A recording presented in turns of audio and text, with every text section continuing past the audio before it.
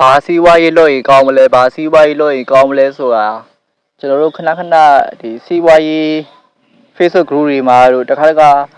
အဲ့ဒီစာသားတွေကိုခဏကျွန်တော်တွေ့နေရတယ်ဗျာသိလားအဲ့တော့ဗျာကျွန်တော်အမြင်မှာတော့ဒီလုပ်ငန်းတစ်ခုမစခင်တွေးစရာတွေအများကြီးဗျကိုကဘာကိုဝါသနာပါလဲဇုကကရောဘာတွေလိုအပ်နေလဲကိုရဲ့ဝယ်သူတွေကဘယ်သူတွေဖြစ်မလဲအရေးနှီးကရောဘယ်လောက်ရှိမလဲလုပ်ငန်းစဖို့ကို့မှာဘာလုပ်ငန်းအတိအကျရှိတယ်လဲအဲ့ဒါတွေကိုကျွန်တော်တို့သိချချိန်ကြီးဖို့လိုတယ်ဗျဝါသနာပါမှကျွန်တော်တို့ရေရှည်သွားလို့ရမှာသတိထားမိလားတော့မသိဘူးကလူတိုင်းဟာမိမိဝါသနာပါတာကိုထမင်းမေ့ဟင်းမေ့ဇွဲရှိလောက်ကင်ကြတယ်လေအလုပ်တစ်ခုဆိုတာလည်းဇွဲရှိလုံးမှအောင်မြင်တာဗျဒါအပြင်ကျွန်တော်ဒီအလုပ်တစ်ခုကိုဝါသနာပါတော့ idea အသစ်တွေထွက်တော့ဗျာအဲ့တော့ပါဆိုလုပ်ငန်းတစ်ခုလုပ်မယ်ဆိုရင်မိမိဝါသနာနဲ့ကန့်ညီတဲ့လုပ်ငန်းတစ်ခုကိုစဉ်းစားပြီးလုပ်တင်တယ်ဗျကျွန်တော်ဆိုရင်ဗျာဒီမှာ business knowledge share ဝါသနာပါတယ်ဗျအဲ့တော့ပါဆိုကျွန်တော်ဒီ channel လေးကိုကျွန်တော်အခုမှစပြီးတော့ထောင်နေဗျာနောက်တစ်ချက်ကတော့ကိုရောင်းတဲ့ပစ္စည်းက9ကရဲ့နီလားဝမ်လားတေချာစဉ်းစားဖို့လိုတယ်ဗျအဲ့ဒါတွေစဉ်းစားဖို့ဆိုလဲဗျာလူတွေရဲ့ဝယ်နိုင်စွမ်းဟာ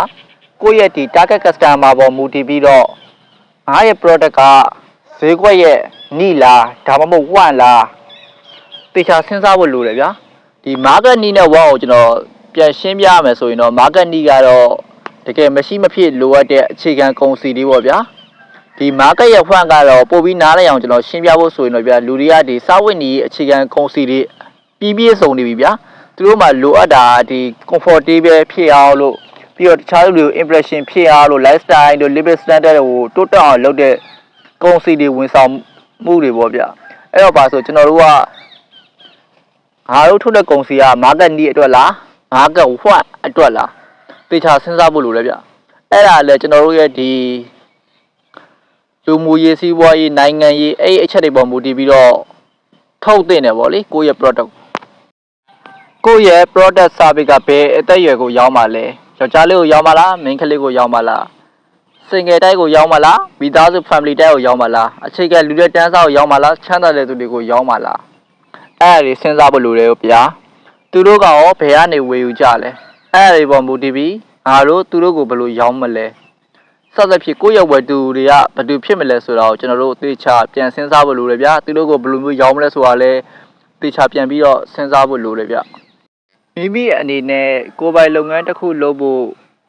စိတ်ကူးရှိရတဲ့ကျွန်တော်တို့ငွေစုထားမယ်ဗျာသူများစီမှာအလုပ်လုပ်နေတဲ့ကျွန်တော်တို့ငွေစုထားမယ်ဗျကိုယ်ပိုင်လုပ်ငန်းအခုစလုပ်မှာအခုငွေရဖေရသွားရှာမလဲကျွန်တော်တို့ကရွှေစွန်းကြိုက်ပြီးတော့မွေးဖွားလာတာမဟုတ်ဗျာပတ်စံရှိမယ်ဆိုလေကိုယ်ပိုင်လုပ်ငန်းလုပ်မှာမဟုတ်လေအဲ့တော့ပါဆိုကိုယ်ပိုင်လုပ်ငန်းတစ်ခုလုပ်မယ်ဆိုရင်ငွေတန်းပြီးတော့စုထားမယ်ဗျာပြီးတော့ငါ့ရဲ့လုပ်ငန်းကရော investment ဘယ်လောက်ထိလိုလဲအဲ့ဒီပတ်စံတွေကိုရောငါဘယ်ဟာချိမလဲ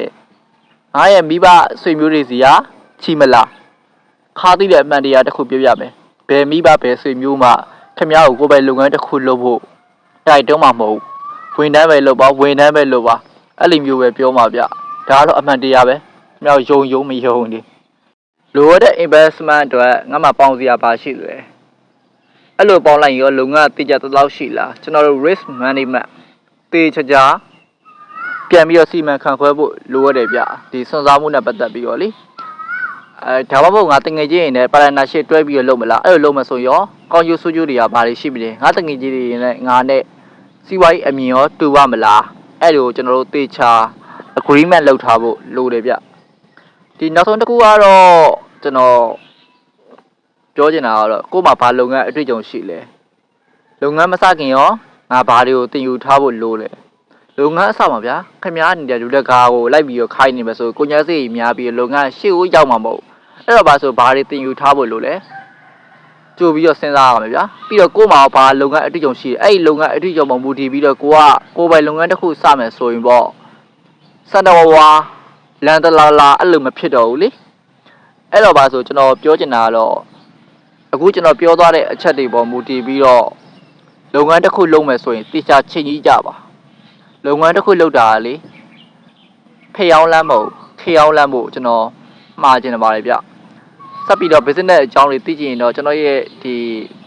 Secret Code Channel လေးကိုလည်း subscribe လုပ်ထားပါအောင်ဗျ